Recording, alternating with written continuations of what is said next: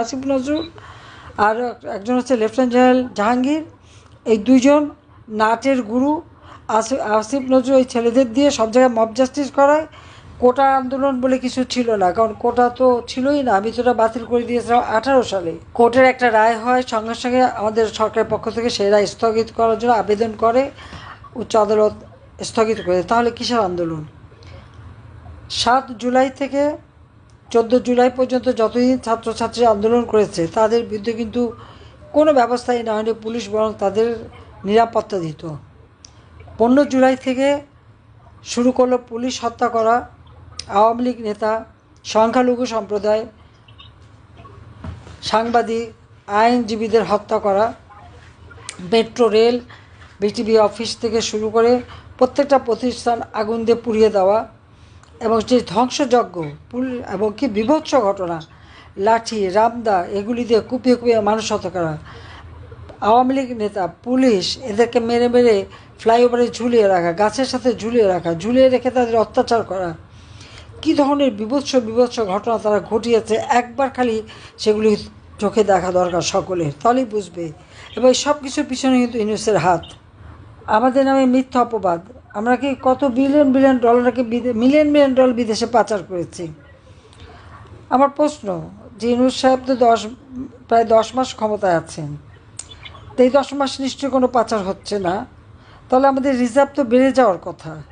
আমরা যদি টাকা পাচার করে থাকি তখন কমেছে, তো এখন তো অনেক রিজার্ভ বাড়ার কথা। রিজার্ভ বাড়ে না কেন? রিজার্ভ কেন কমে গেল? শেয়ার মার্কেটের 90,000 কোটি টাকা সে লুটপাট করে খেয়েছে, পাচার করে দিয়েছে। তাছাড়া এই টাকা পাচারের জন্য তার বিরুদ্ধে মামলা হয়েছে। সেই মামলা ক্ষমতা আসার সাথে সাথে মামলাগুলি সব একে একে প্রত্যাহার করে দিয়েছে। সেটা কারণ আইনগতভাবে না, তদন্ত করতে দেয়নি। কারণ তদন্ত করলে তো বেরিয়ে যাবে তার আসল চেহারা, আসল কীভাবে সে গ্রামীণ ব্যাংককে লুটে খেয়েছে। যে লোকটা 90 সালে এমডি হিসেবে চাকরি পেল, গ্রামীণ ব্যাংকে এমডি 60 বছর বয়স পর্যন্ত থাকতে পারে, সে 70 বছর বয়স 71 বছর বয়স পর্যন্ত বিনা আইনে বেআইনিভাবে স্যার এমডি পদ আর ছাড়বে না। আসলে এমডি পদ থাকলে টাকা পয়সা নয় ছয় করতে পারে। আর এখন ক্ষমতা এসে তো মহা সুযোগ পেয়ে গেছে, এখন তো সমানে লুট করে নিচ্ছে। আজকে কোনো মানুষের বাক স্বাধীনতা নাই। প্রায় 13টার মতো বেসরকারি টেলিভিশন এগুলি পুড়িয়ে দিয়েছে এবং সবগুলি ধ্বংস করেছে, এবং সব আর যেগুলি আছে নিজের এজেন্ট বসানো। যা কথা ইউনূসের পক্ষ থেকে বলতে বলবে তাই বলতে হবে। ইউনূস সেন্টার থেকে সব তৈরি করে দেওয়া হবে, ওইগুলি বলতে হবে। আর কোনো সংবাদ দিলেই তাদের বিরুদ্ধে খড়গহস্ত্র। সুইস ব্যাংকে টাকা খোঁজে, তো ইউনূস আসার পর হঠাৎ করে সুইস ব্যাংকে টাকার পরিমাণ এত বেড়ে গেল, আর আমাদের শেয়ার মার্কেট থেকে টাকা উধাও আর রিজার্ভ কমে গেল। রহস্যটা কী? তার যে চেলাচামুন্ডা সমন্বয়ক, মাস্টার মাইন্ড, তাদের তো শত কোটি টাকার উপর এখন বিদেশে অনেকে পয়সা করেও বানিয়ে ফেলেছে। আর ইউনূসের তো আছেই। বাংলাদেশে সে কোনোদিন একটা পয়সা বিনিয়োগ করেনি। তার ব্যাংকে মাত্র 3টা ব্যাংকের হিসাব, আরও অনেকটা হিসাব, তার মধ্যে মাত্র 3টা ব্যাংকের হিসাব দিয়ে আমি দৃষ্টান্ত দিচ্ছি। তার 3 ব্যাংকে 118 কোটি টাকা 2023 সালে। সে কোথা থেকে পেল? 6,000 টাকা বেতনের চাকরিজীবী, 118 কোটি টাকা তার 3 ব্যাংকে আসে কোথা থেকে?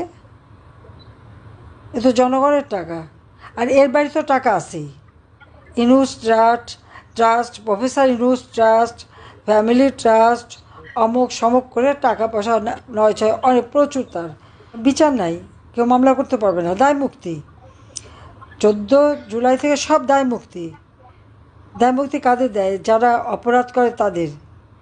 অপরাধ তারা করে আর মামলা দেয় আওয়ামী লীগের নামে, আওয়ামী লীগের নেতাকর্মীর নামে। আর ইউনূস যে জায়গায় যায় উনি কিচ্ছু জানেন না, কিচ্ছু বোঝেন না, কিছু করতে পারে।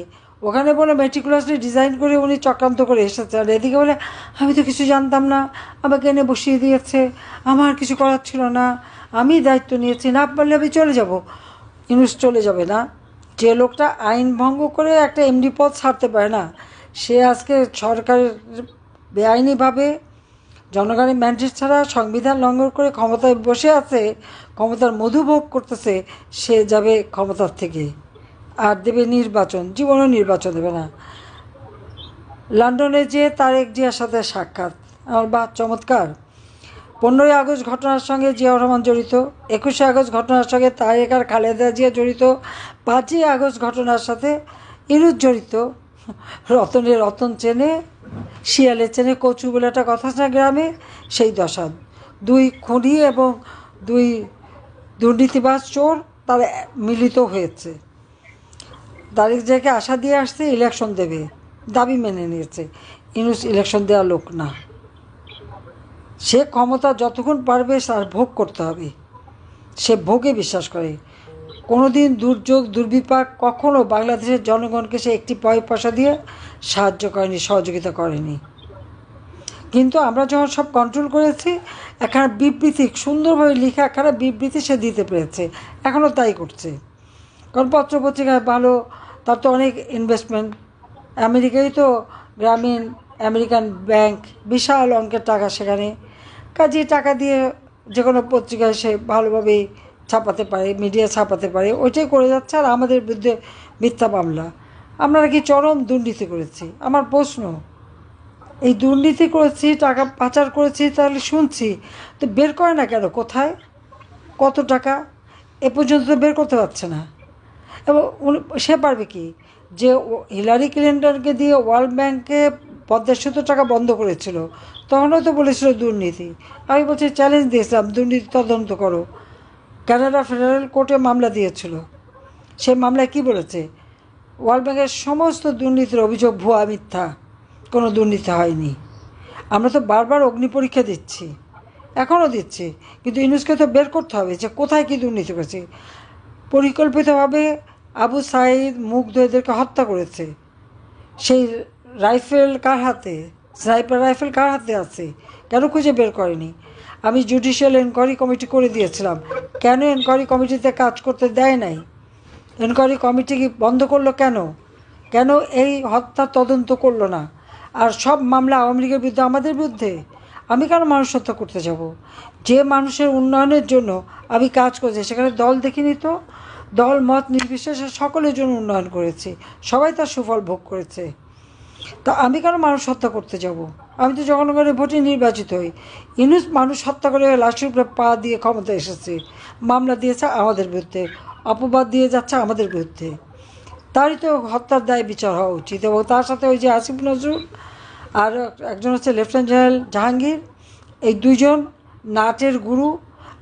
আসিফ নজরুল ওই ছেলেদের দিয়ে সব জায়গায় মব জাস্টিস করায়। সেই চিফ জাস্টিসের বাড়ি, নির্বাচন কমিশনের বাড়ি, প্রত্যেক জায়গায় হামলা। কাজে এইভাবে একটা দেশকে ধ্বংস করা হচ্ছে। অথচ আওয়ামী লীগ এদেশের স্বাধীনতা এনে দিয়েছে, আওয়ামী লীগ অর্থনৈতিক মুক্তি এনে দিয়েছে, আওয়ামী লীগ দেশের মানুষের আর্থসামাজিক উন্নতি দিয়েছে। আওয়ামী লীগই একমাত্র দেশের মানুষের সেবা করে। আওয়ামী লীগ থাকলে দেশের মানুষ শান্তিতে থাকে, আওয়ামী লীগ থাকলে দেশের মানুষের উন্নতি হয়, আওয়ামী লীগ থাকলে দেশের মানুষ শিক্ষা দীক্ষা জ্ঞান বিজ্ঞানের সব দিক থেকে উন্নতি করতে পারে। এবং সেটা আমরা প্রমাণ করেছি যে আওয়ামী লীগ ছাড়া আর কোন দলটা আছে বাংলাদেশে? বাকি বিএনপি হোক বা অন্য সব দল কি ক্ষমতা দখলকারীদের পকেট থেকে বের করা।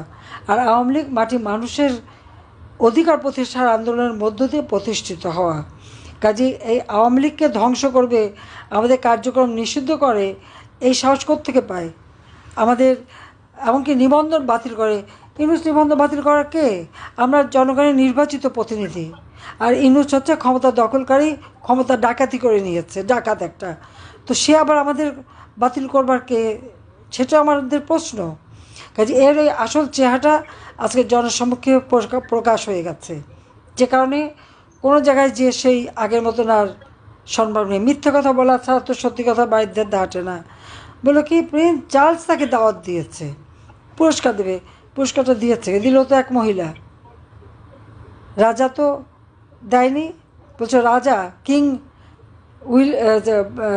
চার্লস নাকি তাকেও পুরস্কার দেবে, কিং চার্লসও তাকে পুরস্কার দেয়নি, প্রাইম মিনিস্টারের সাথে দেখা করতে পারেনি। এবং যেখানে যাচ্ছে সেখানে তো বেজ্জুতি, বাংলাদেশকে বেজ্জুতি করছে, বাংলাদেশের জনগণকে বেজ্জুতি করে যাচ্ছে। ফ্রান্সের প্রেসিডেন্টের সাথে দেখা করতে চেয়েছে, সেও রিজেক্ট করে দিয়েছে। কারণ তার অপকর্মগুলি এখন মানুষের কাছে আরও ব্যাপকভাবে তুলে ধরতে হবে, এবং যে মানুষগুলিকে সে হত্যা করেছে, যে ঘর বাড়ি পুড়িয়ে দিয়েছে, যারা সব হারিয়েছে, প্রত্যেকে তার বিরুদ্ধে ভালো করে জনমত সৃষ্টি করা উচিত।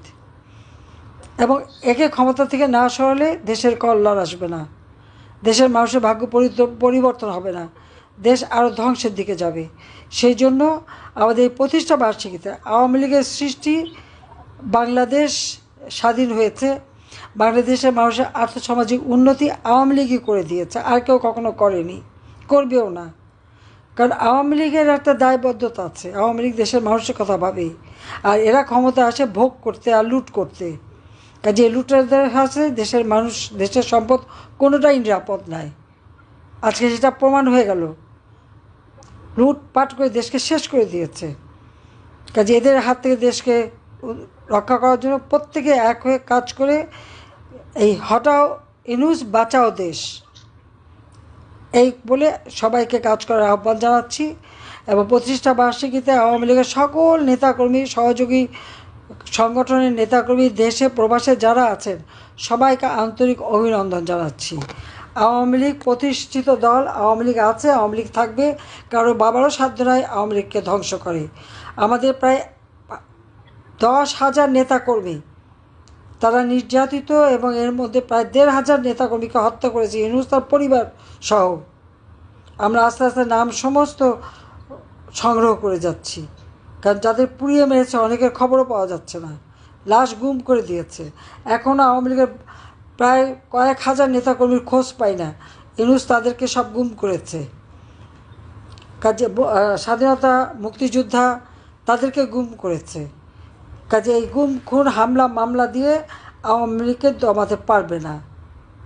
আওয়ামী লীগ ঠিকই মাথা উঁচু করে চলবে এবং এদেশের মানুষের শান্তি, নিরাপত্তা দেবে, দেশের উন্নতি দেবে। 2041 সালের মধ্যে স্মার্ট বাংলাদেশ ইনশাল্লাহ আমরা গড়ে তুলব। সবাইকে ধন্যবাদ। জয় বাংলা, জয় বঙ্গবন্ধু, বাংলাদেশ চিরজীবী হোক। খোদা হাফিজ।